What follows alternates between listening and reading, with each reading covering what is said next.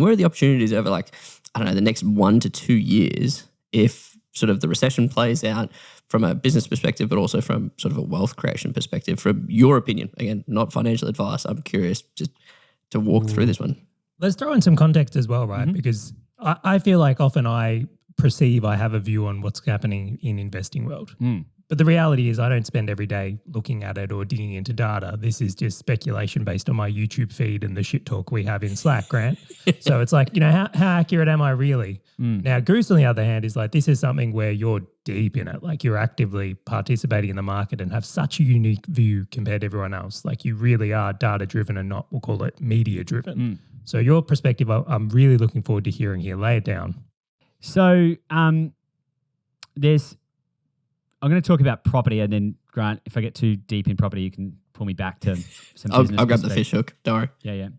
So the way I see it playing out, right, is that to expand or to continue the same thing of everything I've been saying, affordability is going to be the major trend. So you got three pillars that you got to look for: lifestyle, jobs, and affordability. Right? Everyone needs economic opportunity. Everyone wants to live somewhere where they feel happy and they want to have a good standard of living, and that kind of plays into affordability. Right? So where the opportunities lie in the real estate market over the next couple of years is going to be fundamentally driven by that decision, right? So there are other opportunities in other environments, but I think that that's going to kind of underpin everything. So how that is going to play out in reality, like in practical terms, is probably going to be that the regions are going to continue to outperform most of the capitals. You do have some affordable capitals, right? So the key to successful investing is to work out where demand is going, go there first and stand in front of it, right? And so, a lot of people are talking about the fact that Brisbane has been booming, but like the right time to buy there was 2 years ago, not now, like 2 to 3 years ago sort of thing, probably 3 years ago now.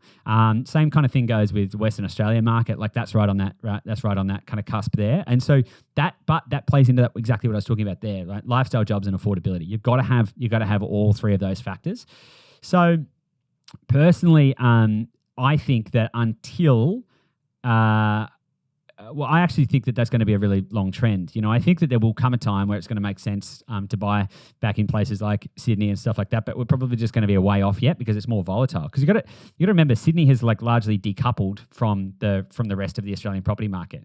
It zigs when the rest of the country zags. There's a common belief that Sydney leads the rest of the country. If Sydney goes up, then nationally there's going to be a boom, and if Sydney goes down, nationally there's going to be a decline. And once upon a time that may have been true, but that actually, if we go back to once upon a time when that might have been true, you're actually talking about when the aggregate values were all quite similar, when the Sydney median price in Sydney was not that different to the median price in, Perth, or in fact in Dubbo, or in fact in, Townsville, right? They were much closer together. And then that actually then, because that's an extension of what I'm talking about in terms of the affordability piece. Because what's happened is that the Sydney market particularly has become radically decoupled from the rest of the country, and to a similar degree, Melbourne and Canberra. But even in Melbourne, so the thing about Sydney is it's become more decoupled than, say, Melbourne. In Melbourne, there are still areas which are performing well, but they are the more affordable areas, right? So you've got to look at that affordability play. And also what's happening at the moment as well is a trend towards apartments, which is really interesting, right? Now, this is not investment advice, and I'm not saying go out and buy apartments, right? Or I'm not even saying go buy in Perth, right? Because there's an argument to say you might want to get ahead of the curve somewhere else and, all of that kind of stuff. But you've got to look at these global trends and understand how do people want to live and where do they want to live and why do they want to live there. And then you've got all these other kind of macro factors, which is, mobility and stuff like that.